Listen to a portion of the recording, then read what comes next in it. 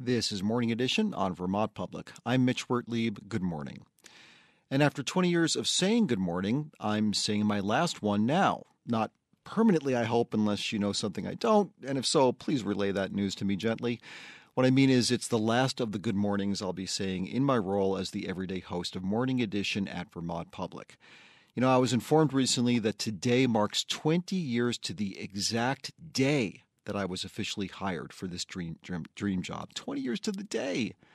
A bit on the nose, you might say, but I promise I am not nearly organized or forward-thinking enough to have planned it this way. I guess it's just a pretty cool way of hitting a 20-year post before I head out the door.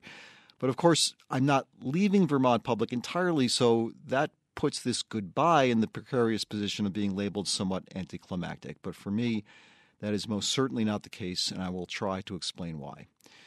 Working here has meant interacting with and presenting stories told by the most talented, dedicated, passionate, and compassionate journalists in Vermont or anywhere. And that compassion, by the way, extends to an overall kindness and willingness to support one another. And as anyone who's ever worked in news can tell you, that is not a given. If I had the time, I would mention every one of their names, but to say only one or two would do them all a disservice, given how vital their work is and will continue to be to the people of this state. And of course, it's not just the reporters. What you hear each morning is the cumulative result of stories put together on a daily basis by a dream team of producers, editors, engineers, digital web geniuses, and IT experts, all of whom are buoyed as well by all the other teams of people in this building who do what they do because they believe passionately in the mission of public media. When I introduced stories by these reporters over the past 2 decades, it was an honor to do so every time.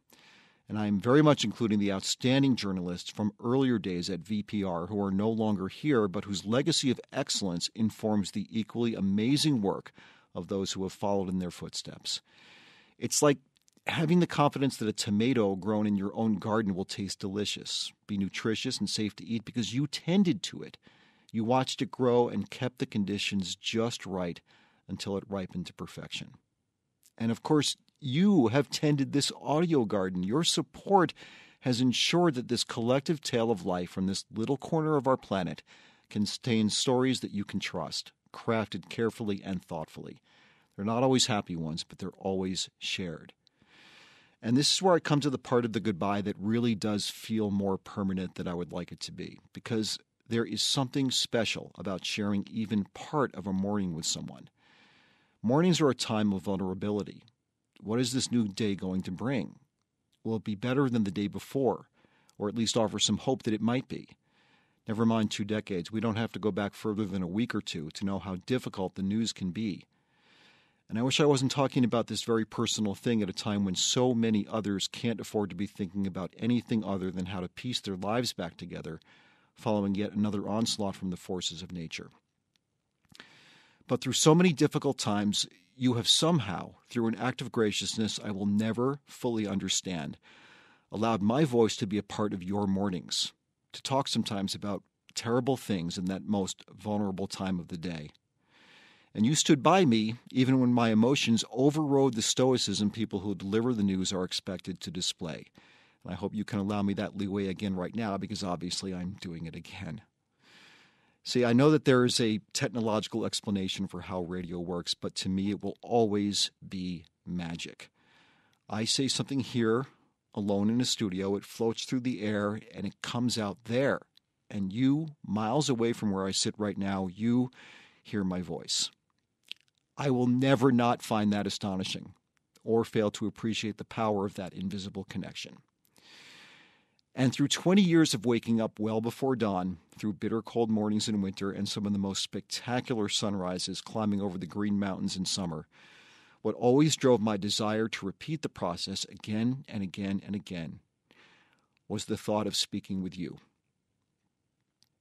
Can you imagine the comfort of knowing when the workaday world can seem so indifferent to our cares and needs that someone is just listening? So the simple truth is, I knew you would be there, so I wanted to be here.